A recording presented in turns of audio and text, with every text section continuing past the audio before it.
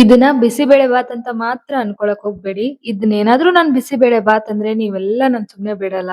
ಅಮ್ಮ ತಾಯಿ ಬಿಸಿಬೇಳೆ ಬಾತ್ ಮಾಡೋದ್ ಹೆಂಗೆ ಅಂತ ಮೊದ್ಲು ತಿಳ್ಕೊ. ಕಡ್ಲೆಕಾಳು ಯಾರ್ ಹಾಕ್ತಾರೆ, ಪಾಲಕ್ ಸೊಪ್ಪು ಯಾರ್ ಹಾಕ್ತಾರೆ ಅಂತ ಹೇಳ್ಬಿಟ್ಟು ನನ್ ಜೀವ ಜಾಲ ಆಡ್ಬಿಡ್ತೀರಾ. ಅದಕ್ಕೆ ನಾನು ಇದನ್ನ ಬಿಸಿಬೇಳೆ ಕಿಚಡಿ ಅಂತ ಹೇಳಿರೋದು. ಫ್ರಿಡ್ಜ್ ಅಲ್ಲಿ ಇರೋದೆಲ್ಲದನ್ನು ಖಾಲಿ ಮಾಡಿ ಹೊಸದಾಗಿ ರೀಫಿಲ್ ಮಾಡ್ಕೋಬೇಕಾಗಿತ್ತು. ಹಾಗಾಗಿ ಉಳಿದಿರೋ ಎಲ್ಲಾನು ಸೇರಿಸಿ ಈ ರೆಸಿಪಿನ ಮಾಡಿದೀನಿ. ಸಿಕ್ಕಾಪಟ್ಟೆ ಚೆನ್ನಾಗಿರುತ್ತೆ, ಸೂಪರ್ ಆಗಿರುತ್ತೆ, ಹೆಲ್ದಿ ಕೂಡ.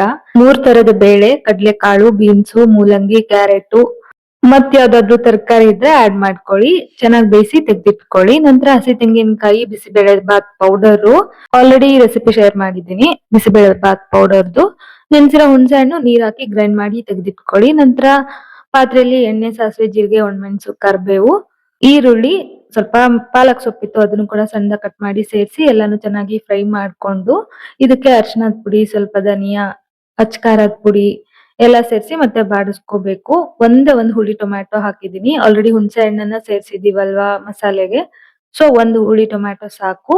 ನಂತರ ಗ್ರೈಂಡ್ ಮಾಡಿ ಇಟ್ಕೊಂಡಿರೋ ಮಸಾಲೆ, ರುಚಿಗೆ ತಕ್ಕಷ್ಟು ಉಪ್ಪು, ಸ್ವಲ್ಪ ಬೆಲ್ಲ ಹಾಕಿ ಚೂರ್ ಆಯಿಲ್ ರಿಲೀಸ್ ಆಗೋವರೆಗೂ ಬೇಯಿಸ್ಕೊಂಡು ಬೇಯಿಸಿಟ್ಕೊಂಡಿರೋ ತರಕಾರಿ, ಬೇಳೆ, ಸ್ವಲ್ಪ ನೀರ್ ಹಾಕಿ ಚೆನ್ನಾಗಿ ಕುದಿಸಿ ಉಳಿದಿರೋ ಅನ್ನನೂ ಸೇರಿಸಿ ಒಂದೇ ಒಂದ್ ಕುದಿ ಕುದಿಸ್ಕೊಂಡು ಕೊತ್ತಂಬರಿ ಸೊಪ್ಪು ಹಾಕಿದ್ರೆ ರೆಡಿ.